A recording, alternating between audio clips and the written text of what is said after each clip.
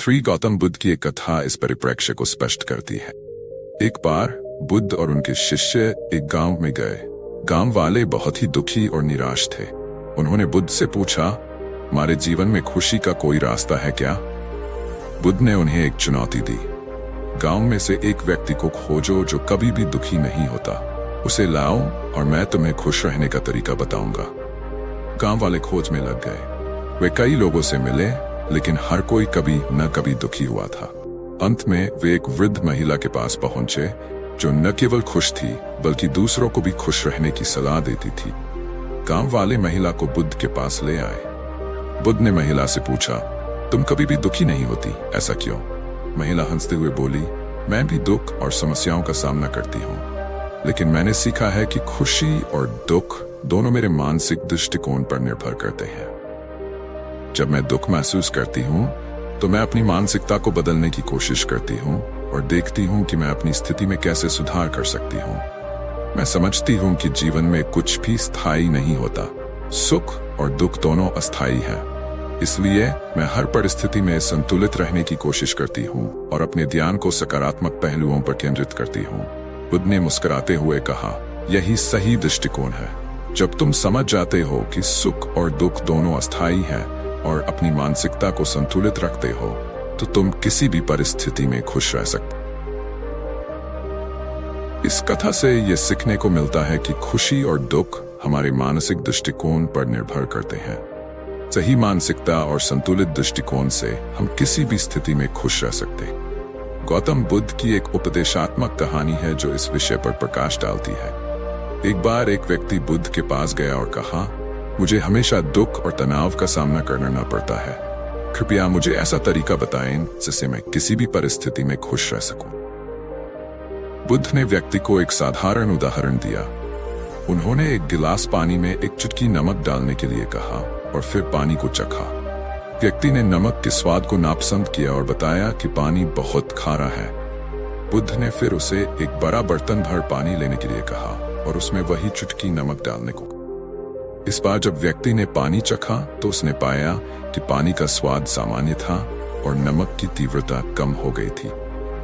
बुद्ध ने समझाया, नमक की मात्रा एक जैसी है, लेकिन जब तुमने उसे छोटे गिलास में डाला उसकी तीव्रता ज्यादा महसूस हुई, लेकिन जब वही नमक बड़े बर्तन में मिला तो उसकी तीव्रता कम हो गई। इसी तरह हमारे दुख भी हमारी मानसिकता पर निर्भर करते। यदि तुम अपने दुखों को अपनी पूरी जिंदगी की छोटी सी घटना मानोगे तो वे ज्यादा प्रभावी महसूस होंगे, लेकिन जब तुम अपनी समस्याओं को एक बड़ी तस्वीर के रूप में देखोगे और अपने जीवन के सकारात्मक पहलुओं पर ध्यान दोगे तो वे कम परेशान करने वाले लगेंगे। इस कहानी से बुद्ध ने सिखाया कि किसी भी परिस्थिति में खुश रहने की कुंजी ये है कि हम अपनी समस्याओं को सही परिप्रेक्ष्य में रखें और अपने मानसिक दृष्टिकोण को सकारात्मक बनाए रखें।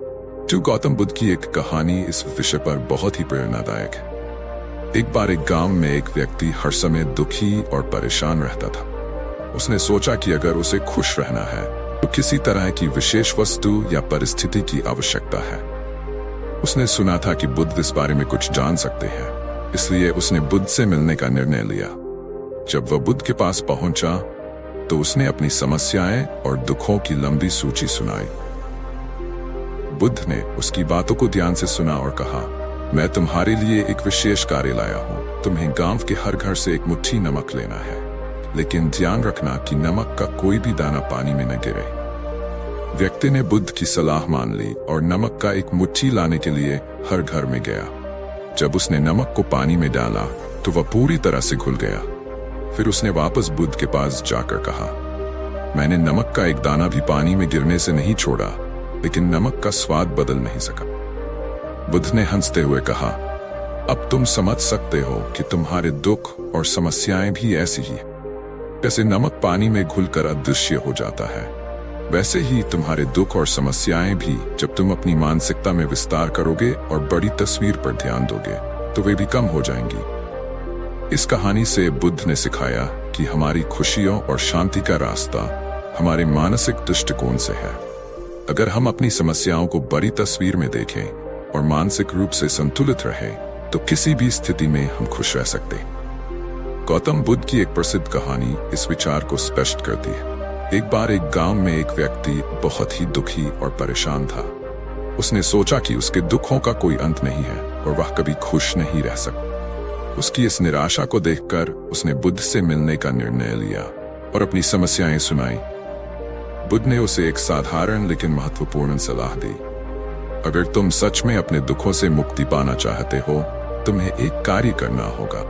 तुम पूरे गांव से एक मुट्ठी ताजे तिल ले आओ और ध्यान रखो कि तिल का कोई भी दाना न गिरे। व्यक्ति ने बुद्ध की बात मान ली और ताजे तिल इकट्ठा करने चला गया। उसने ध्यान रखा कि एक भी दाना न गिरे और सफलतापूर्वक तिल ले आया। बुद्ध ने उससे पूछा, जब तुम तिल इकट्ठा कर रहे थे, क्या तुमने गांव की सुंदरता, वहां के लोगों की हंसी मजाक या अन्य घटनाओं पर ध्यान दिया? व्यक्ति ने जवाब दिया, नहीं, मैंने केवल तिल को गिरने से बचाने पर ध्यान केंद्रित किया। बुद्ध मुस्कुराए और कहा, ठीक यही तुम्हारी समस्या है। तुम्हारे दुख और परेशानियों की तरह तुमने ध्यान केवल तिल पर केंद्रित किया और इस कारण तुमने अन्य चीजों को नजरअंदाज किया। इसी प्रकार तुम्हारी खुशियों का रास्ता भी यही है कि तुम अपने ध्यान को केवल समस्याओं पर न लगाकर जीवन की सुंदरता और सकारात्मक पहलुओं पर लगाओ। जब तुम अपनी मानसिकता को बदलोगे और अपनी समस्याओं को उतना महत्व नहीं दोगे, तो तुम किसी भी स्थिति में खुश रह सकते हो। इस प्रकार बुद्ध ने सिखाया कि खुश रहने की कुंजी हमारे मानसिक दृष्टिकोण और हमारे ध्यान की दिशा पर निर्भर करती। गौतम बुद्ध की एक प्रसिद्ध कहानी से हमें एक स्वस्थ मानसिकता के बारे में बहुत कुछ सीखने को मिलता। ये कहानी इस प्रकार है। एक बार की बात है, बुद्ध और उनके शिष्य एक गांव से गुजर रहे। रास्ते में एक व्यक्ति ने बुद्ध से आकर कहा, मैं बहुत दुखी हूं। मुझे लगता है कि मेरे जीवन में कभी भी खुशियां नहीं आ सकती। बुद्ध ने उसे शांतिपूर्वक सुनने के बाद कहा, तुम्हारी परेशानियों को कम करने के लिए एक उपाय है। सबसे पहले एक जगह पर जाओ जहां लोग बहुत खुशहाल हों। वहां के लोगों से बातें करो और उनकी खुशियों के बारे में जानने की कोशिश करो। वह व्यक्ति बुद्ध की सलाह मानकर एक गांव में गया और वहां बहुत खुशहाल लोगों को देखा। लेकिन उसने पाया कि वहां लोग भी कभी कभी दुखी होते हैं और समस्याएं भी होती हैं। उन्होंने समझा कि खुश रहना किसी बाहरी परिस्थिति पर निर्भर नहीं है, बल्कि यह हमारी अपनी मानसिकता और सोच पर निर्भर करता है। वह व्यक्ति वापस आया और बुद्ध से कहा, मैंने समझ लिया है कि खुश रहने का मतलब बाहरी परिस्थितियों पर निर्भर नहीं है, यह तो मेरे खुद के मन की स्थिति पर निर्भर। इस प्रकार बुद्ध ने इस कहानी के माध्यम से सिखाया कि हमारे जीवन की खुशी और संतोष हमारी मानसिक स्थिति और सोच पर निर्भर करते हैं, न कि बाहरी परिस्थितियों। इसी तरह से हम अपने मानसिक दृष्टिकोण को बदलकर किसी भी स्थिति में खुशी और शांति पा सकते हैं। गौतम बुद्ध की एक शिक्षाप्रद कहानी इस विषय पर आधारित है। एक बार की बात है, एक गांव में एक आदमी बहुत ही दुखी और निराश था। वह हर समय अपनी कठिनाइयों और समस्याओं की चर्चा करता था। एक दिन उसने बुद्ध से मिलने का निर्णय लिया और अपनी परेशानियों के बारे में बताया। बुद्ध ने उसे एक सरल प्रयोग करने को कहा। उन्होंने कहा, तुम्हें एक बर्तन में पानी भरकर उसे गांव के चारों ओर ले जाना होगा और ध्यान रखना कि पानी एक भी बूंद न गिरे।